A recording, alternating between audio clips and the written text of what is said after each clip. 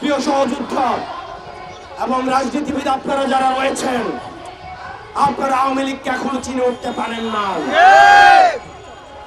শহীদ জিয়াউর রহমান আওয়ামী লীগকে পুনর্বাসন করেছিলেন, উনাকে তার জীবন দিয়ে সেই দায় মেটাতে হয়েছে।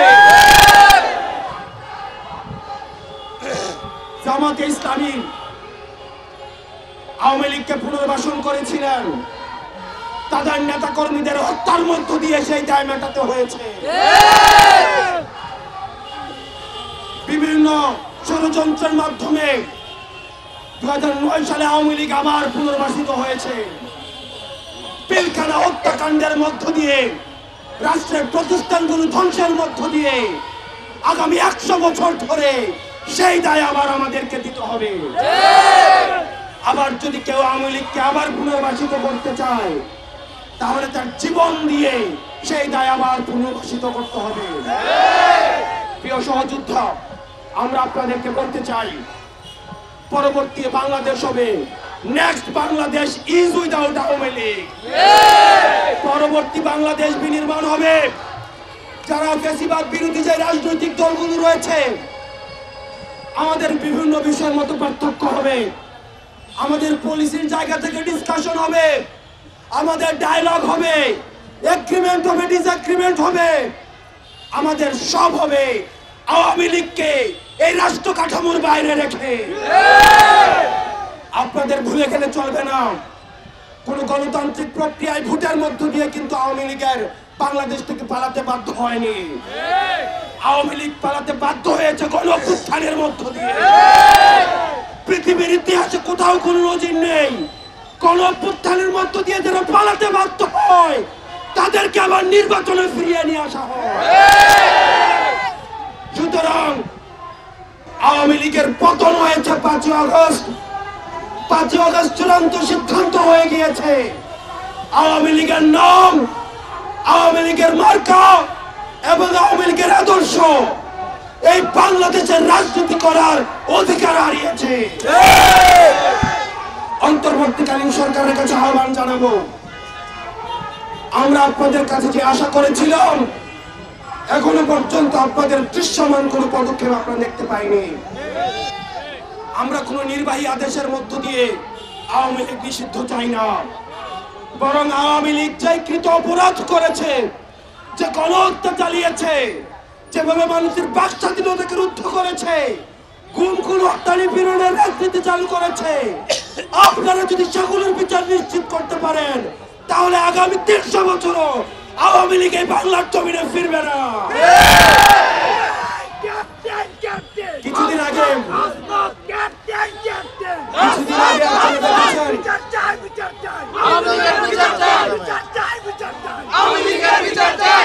আপনারা কিছুদিন আগে দেখেছেন 10টা ফেরাউন, 10টা নমরুদকে যদি একসাথে করা হয় তাহলেও একটা হাসিনা হবে না। হাসিনা 10টা ফেরাউনের থেকেও ভয়ঙ্কর, 10টা নমরুদের থেকেও ভয়ঙ্কর। এই বাংলার মাটিতে হাসনাত আব্দুল্লাহ যতদিন পর্যন্ত আছে, এনসিপির ব্যানার ততদিন পর্যন্ত আছে, কোন আওয়ামী লীগকে এই বাংলার জমিনে পুনর্বাসিত হইতে দেওয়া হবে না। আমরা অন্তর্বর্তীকালীন সরকারকে বলতে চাই, আপনারা দ্রুততম সময়ের মধ্যে আপনারা আওয়ামী লীগের নিবন্ধন বাতিল করতে হবে। আওয়ামী লীগকে বিচার প্রক্রিয়ার মধ্য দিয়ে আওয়ামী লীগ বিষয়ে আপনাদেরকে সিদ্ধান্ত নিতে হবে। আওয়ামী লীগের বিচার প্রক্রিয়ার মধ্য দিয়ে আওয়ামী লীগকে নিষিদ্ধ করতে হবে। আমরা আবারও বলতে চাই, আওয়ামী লীগ হচ্ছে একটা ট্রান্সপ্লান্টেড, আওয়ামী লীগ হচ্ছে একটা ইমপ্ল্যান্টেড শক্তি, একটা ইম্পোর্টেড শক্তি। আওয়ামী লীগ কোন রাজনৈতিক দল নয়, এটা হচ্ছে ভারতীয় আধিপত্যবাদের এক্সটেনশন। এটার আমাদের গতকাল আমাদের উপদেষ্টা মাহফুজ আলম বলেছেন, এই যে এটা নাটাই হচ্ছে ভারতে আর ঘুরি ঘুরি হচ্ছে বাংলাদেশে। 5ই আগস্ট হচ্ছে সেই ঘুরির সুতা আমরা কেটে দিয়েছি। আমরা বলতে চাই, এই ভারতীয় আধিপত্যবাদ এই বাংলাদেশে আর কখনোই ফিরতে দেওয়া হবে না। এই কারণে আমরা বলতে চাই, আমরা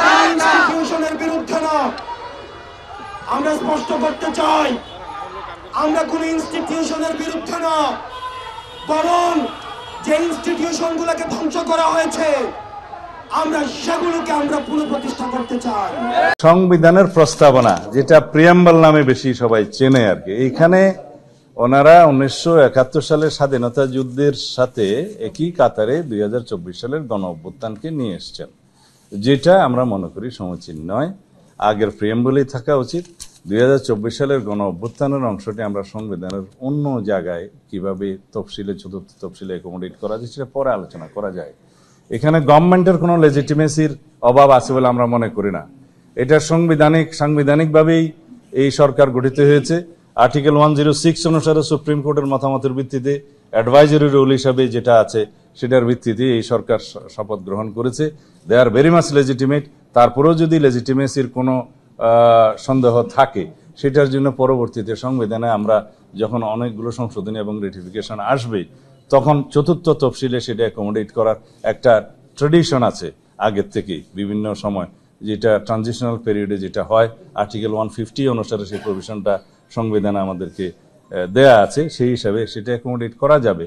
আমরা সবাইকে ইনক্লুসিভ করেই এই রাষ্ট্র ব্যবস্থাটা সাজাতে চাই, বৃহত্তর রাষ্ট্রীয় কাঠামোগুলো সংস্কার করতে চাই, একটি শক্তিশালী গণতান্ত্রিক রাষ্ট্র বিনির্মাণের জন্য, বৈষম্যহীন এবং সত্যিকারভাবে একটি সুশাসন বা ন্যায় বিচার ভিত্তিক বাংলাদেশ গঠনের জন্য, যেখানে সবারই মর্যাদা থাকবে, সাম্য থাকবে। গণপরিষদ নিয়ে আমি অনেক বক্তৃতা দিয়েছি। গণপরিষদ হচ্ছে একটা রাষ্ট্র নতুন গঠিত হয়েছে, সেখানে সংবিধান রচনা করা দরকার, সংবিধান নাই, সেজন্য সমাজের বিভিন্ন শ্রেণী পেশার মানুষকে নিয়ে প্রতিনিধিত্ব আকারে একটা গণপরিষদ গঠন করা হয়। নির্বাচনের মাধ্যমে হতে পারে, সিলেকশনের মাধ্যমে হতে পারে, সেটা বিভিন্ন জায়গায় ট্রেডিশন আছে, এখানে লম্বা আলোচনার সময় নেই। সেই গণপরিষদ একটা সংবিধান প্রণয়ন করে, সেটা গৃহীত হওয়ার পরে গণপরিষদের সেই সংবিধানের ভিত্তিতেই আবার একটা নির্বাচন হয় পার্লামেন্টের। এখানে আমাদেরকে রাষ্ট্র নতুন হয়েছে, আমরা এখন কত বছর, 53-54 বছরের পুরাতন রাষ্ট্র, আমাদের একটা সংবিধান আছে। সেই সংবিধানের হয়তো গণতান্ত্রিক চরিত্রটা বিনষ্ট হয়েছে, যার সাথে আমরা একমত নই, যার জন্য রাষ্ট্রীয় কাঠামো এবং গণতান্ত্রিক কাঠামোগুলো আমাদের বিনির্মাণ করা দরকার নতুন ভাবে। সংবিধানের প্রথমেই স্প্রেডশিটে যেটা থাকা উচিত ছিল যে প্রস্তাবনা, সেই বিষয়টা ওনারা স্প্রেডশিটে উল্লেখ করে নাই, যেটা 1 নম্বরে থাকা উচিত ছিল। সংবিধানের সবচাইতে গুরুত্বপূর্ণ এবং একটি প্রথম পৃষ্ঠার অংশ হচ্ছে প্রস্তাবনা, প্রিয়াম্বল নামে আমরা যেটাকে চিনি। সেটা পুরোপুরি পরিবর্তনের বা সংশোধনের একটা প্রস্তাব আছে, অনেকটা রিরাইটিং এর মতো, যেখানে 1971 সালের স্বাধীনতা যুদ্ধের সাথে 2024-এর গণ অভ্যুত্থানকে এক কাতারে নিয়ে আসা হয়েছে, যেটা সমুচিত বলে আমরা মনে করি না। এটাকে অন্য জায়গায় রাখার বা তফসিল অংশে রাখার বা স্বীকৃতি দেওয়ার বিভিন্ন রকমের সুযোগ আছে, সেটা আলাপ আলোচনার মধ্যে দিয়ে আমরা পরে প্রকাশ করব। কিন্তু সেই প্রিয়াম্বলটা আমরা চাই, যেটা পঞ্চদশ সংশোধনের পূর্ব অবস্থা, যেটা 5th অ্যামেন্ডমেন্টের পরে গৃহীত হয়েছিল বাংলাদেশের জনগণের সকল অভিপ্রায় অনুসারে, সেই জায়গায় বহাল থাকা উচিত। তারপরে ওনারা শুরুই করলেন রিপাবলিক দিয়ে, রাষ্ট্র দিয়ে, রাষ্ট্রের নাম পরিবর্তন দিয়ে, যেটাকে প্রজাতন্ত্র না বলে জনগণতন্ত্র বা নাগরিকতন্ত্র বা পিপলস রিপাবলিক অফ বাংলাদেশের ক্ষেত্রে বাংলায় বলছেন যে জনগণতান্ত্রিক বাংলাদেশ। আর রিপাবলিক শব্দ ইংরেজিতে কি থাকবে, পিপলস রিপাবলিক অফ বাংলাদেশ ইংরেজিতে কি থাকবে, কিন্তু বাংলার মধ্যে ওনারা নাগরিকতন্ত্র এবং জনগণতান্ত্রিক বাংলাদেশ লিখতে চান। সেইটার কোনো প্রয়োজন আছে বলে আমরা মনে করি না। দীর্ঘদিনের প্র্যাকটিসের মধ্য দিয়ে বাংলাদেশের মানুষ সেটা মেনে নিয়েছে রাষ্ট্রের নাম। এখন এই বিষয়টা দিয়ে যে আসলে কতটুকু কি অর্জন হবে সেটা প্রশ্নের দাবি রাখে, সেই জন্য আমরা এখানে একমত নই। আর তাছাড়া মৌলিক অধিকার এবং মূলনীতি এরপরে আসে। মূলনীতির ক্ষেত্রে ওনারা ব্যাপক পরিবর্তনের একটা প্রস্তাব ওখানে রেখেছেন। তা আমরা প্রস্তাব করেছি যে বর্তমানে সাংবিধানিক যে ধারাগুলো আছে, অনুচ্ছেদগুলো আছে, তার মধ্যে আলাপ আলোচনার ভিত্তিতে বিভিন্ন স্টেক হোল্ডারদের প্রস্তাব অনুসারে এই মূলনীতির মধ্যে যে প্রস্তাবগুলো আছে সেগুলোর হয়তো সংশোধনে আনা যায়, বাট আমরা আমাদের দলের পক্ষ থেকে পূর্ব অবস্থায়, পঞ্চদশ সংশোধনী পূর্ব অবস্থায় বহাল রাখার জন্য আমরা প্রস্তাব করেছি। মূলনীতির পরে আসে মৌলিক অধিকারের বিষয়টি। ওনারা মৌলিক অধিকার এবং স্বাধীনতা নামে আলাদা একটা চ্যাপ্টার সংযুক্ত করার জন্য প্রস্তাব করেছেন, যেটা আসলে অনেকটা আমরা মনে করি যে অভিজ্ঞতা না থাকার কারণে হয়তো, যাদের পার্লামেন্টারি এক্সপিরিয়েন্স বা রাষ্ট্র পরিচালনার অভিজ্ঞতা না থাকার কারণে হয়তো এটা অভিমত আসতে পারে, ওনাকে দিয়ে থাকতে পারেন।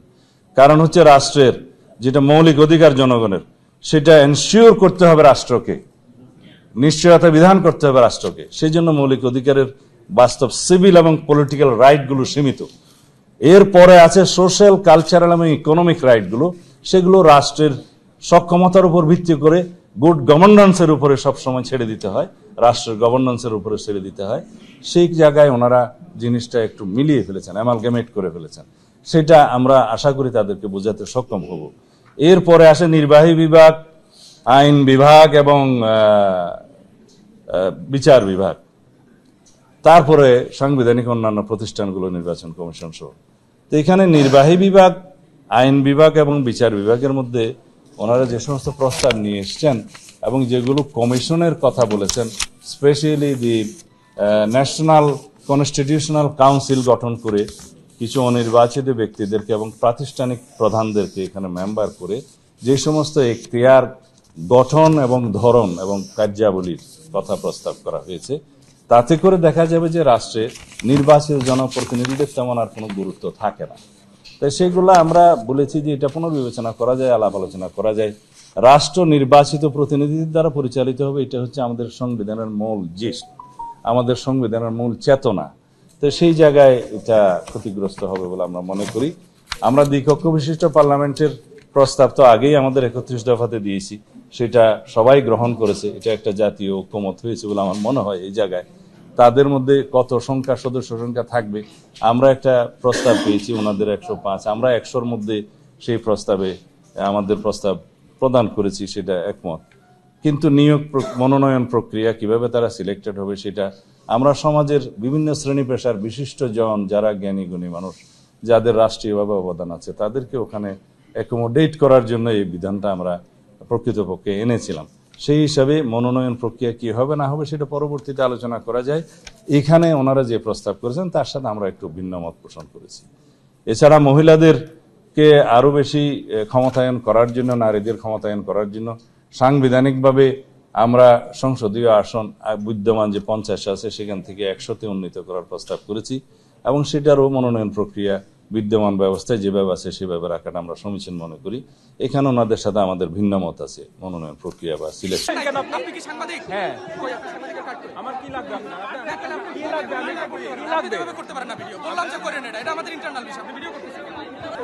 এটা খুবই অনুপ্রেরণাদায়ক। গত বছরেও এইরকম আলোচনার সুযোগ ছিল না। সবাই একসাথে কাজ করতে পারে। কিন্তু দুর্ভাগ্যের বিষয় হলো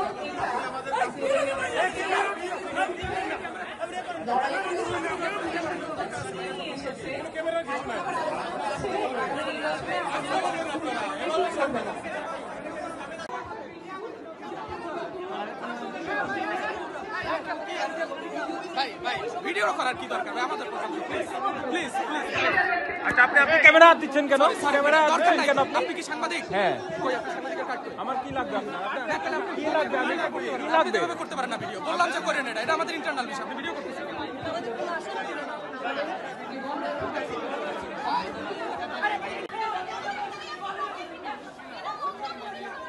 এই এই এই এই আপু কি হইছে? আপু ভাই এটা ভিডিও করেন। ভিডিও তো ভিডিও করো, ভিডিও করো, ভিডিও ওপেন করো, ভিডিও ওপেন করো। যে আমাদের বাড়িতে সারজিৎ কয়েকবার গেছে, 2 থেকে 3 বার গেছে, নাইট ভাই গেছে একবার। ওরা কিছু তো দেওয়া থাকলো দূরের কথা, ওরা আমরা ফোন দিলে ফোনও রিসিভ করে না, স্পষ্ট কথা। এবং আমাদেরকে ওরা অনেক আশ্বস্ত করছে, জড়িয়ে ধরে বলছে যে তোমার এক ভাই গেছে, লক্ষ্য ভাই আছে। কিন্তু আজকে থেকে লক্ষ্য ভাই কেউ, অর্ধেক ভাইও নাই। সরকারি দল থেকে বর্তমান প্রধান উপদেষ্টা যে ডক্টর মোহাম্মদ ইউনূস, উনি আমাদের বাড়িতে গেছে, আমাদের সবাইকে নিয়ে বসছে, ভাই বোন মা বাবা চাচা সবাইকে নিয়ে বসছে, বসে সবার সাথে শুধু কুশল বিনিময় করছে, কথাবার্তা বলছে। আর একটি কথা বলছে যে তোমাদের যে কোনো সমস্যা হলে আমাদেরকে জানাবা। কিন্তু এখন আব্বা যখন অসুস্থ হয়ে পড়ে রংপুর মেডিকেল কলেজ হাসপাতালে, তাকে এমার্জেন্সিভাবে ঢাকা সিএমএসে আনা লাগে। ওই সময় আমি কয়েকটা দপ্তরে ফোন দিছি, কিন্তু তারা ফোন রিসিভ করে না। এটা আমার সবচাইতে বড় দুঃখ। কিন্তু ওনারা শুধু আশ্বাস্ত করে মানুষকে, কিন্তু প্রশ্রয় দেয় না। তারা শুধু আমাদেরকে আশ্বাস্ত করছে, ঠিক আছে। বৈষম্য বিরোধীর যে ছাত্র আন্দোলনের নেতৃত্ব যারা দিচ্ছে, তারা শুধু আমাদেরকে আশ্বাস্তই করে